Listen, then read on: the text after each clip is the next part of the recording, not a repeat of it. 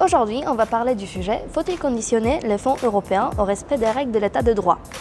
Donc pourquoi ce sujet? En fait, l'année dernière, deux commissaires européens, donc deux ministres de l'Europe qui siègent à la Commission européenne, Frans Timmermans qui est commissaire à l'amélioration de la réglementation et Věra Jourová qui est commissaire à la justice, ont porté une proposition législative pour conditionner donc les fonds européens au respect de l'état de droit, parce que certains pays, notamment les plus mis en évidence dans cette affaire, sont la Pologne et la Hongrie, sont accusés de ne pas respecter donc, les règles de l'état de droit. Et notamment, on peut citer l'exemple en Pologne de la réforme judiciaire qui a réformé la Cour constitutionnelle et donc qui peut porter atteinte, pour certains,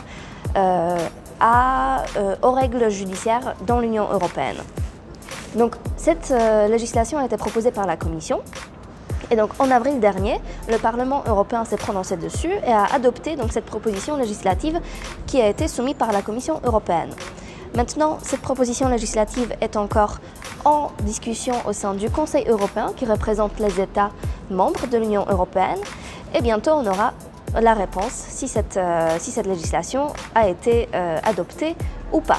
Et donc aujourd'hui, on se retrouve avec deux eurodéputés, donc Marie-Pierre Vedren qui défendra le côté pour et Beata Kempa, l'eurodéputée polonaise des conservateurs et réformistes européens qui va défendre le côté contre.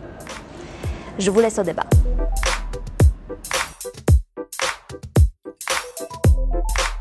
Donc Marie-Pierre Vedren, je suis députée européenne du groupe Renew et membre de la délégation Renaissance. Je suis vice-présidente de la commission Commerce international, je suis également membre de la commission PETI et suppléante en commission Emploi et je suis originaire de Bretagne. Beata Kempa, poseł do Parlamentu Europejskiego, wybrana w Polsce.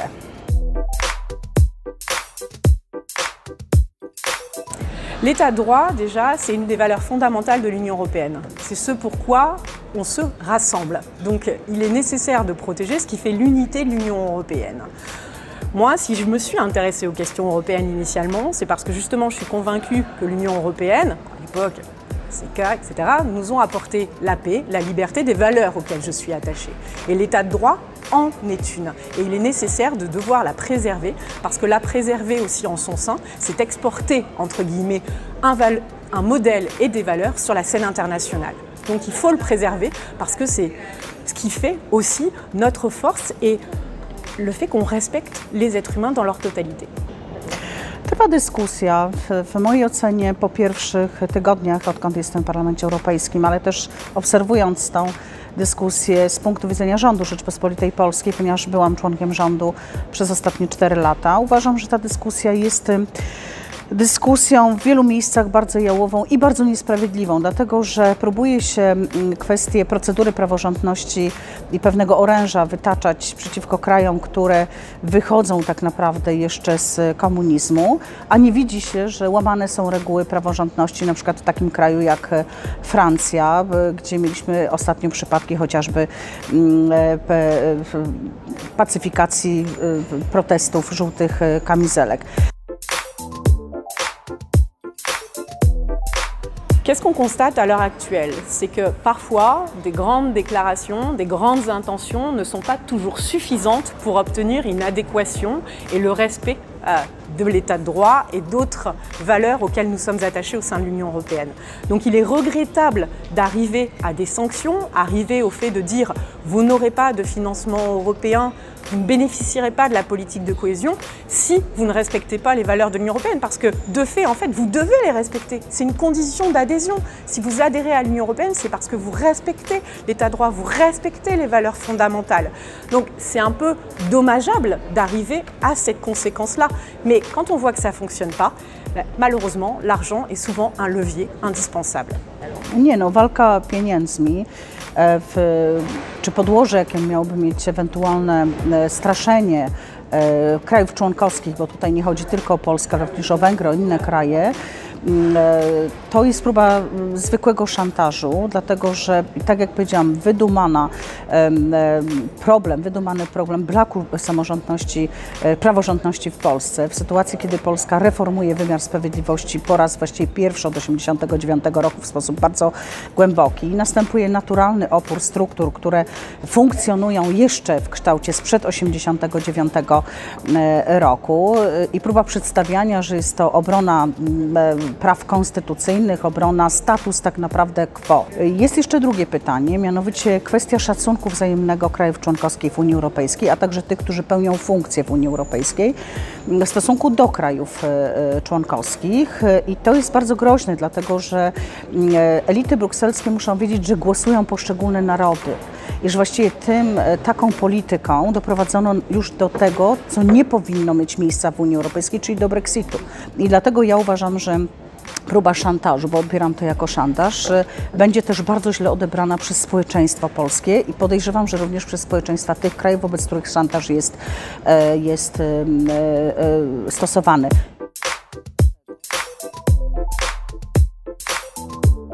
Si vous adhérez à l'Union européenne, c'est que vous êtes en adéquation avec ses valeurs, avec ses objectifs. Donc on ne devrait pas arriver à un tel mécanisme, on devrait au contraire tous porter ces valeurs, tous l'état de droit, les droits de l'homme, le respect des minorités, le respect de la presse, la liberté de la presse, c'est véritablement dans notre ADN. Donc il y a un problème si on ne les respecte pas. Après, je peux entendre la question de la stigmatisation de certains États, que ça soit gênant et mal interprété par certaines personnes. Mais non, on ne peut pas tergiverser avec nos droits fondamentaux et nos valeurs.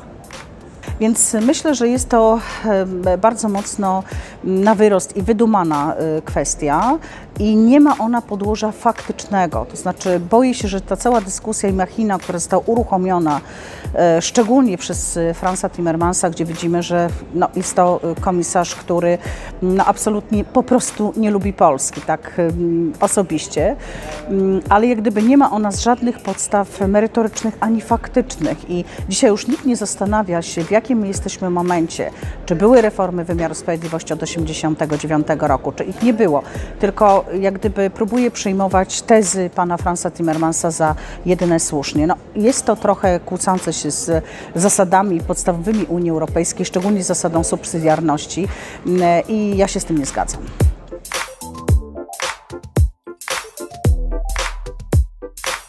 À l'heure actuelle, on est dans un changement de l'Union européenne. On est en train de mettre en place une nouvelle Commission européenne, on l'a vu. Ursula von der Leyen a parlé de la défense d'un modèle de vie européen. On a vu que ça a pu faire débat, mais il faut vraiment s'attacher au fond. Et là aussi, on revient sur les valeurs fondamentales.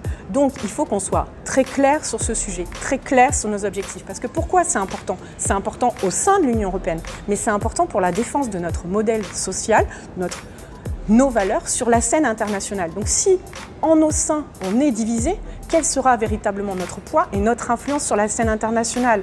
On le voit, je vous disais tout à l'heure, moi je suis vice-présidente de la Commission Commerce International. Quelle crédibilité on a après à demander à des partenaires de ratifier des conventions internationales, de s'engager sur tel sujet, si nous-mêmes, nous ne sommes pas exemplaires?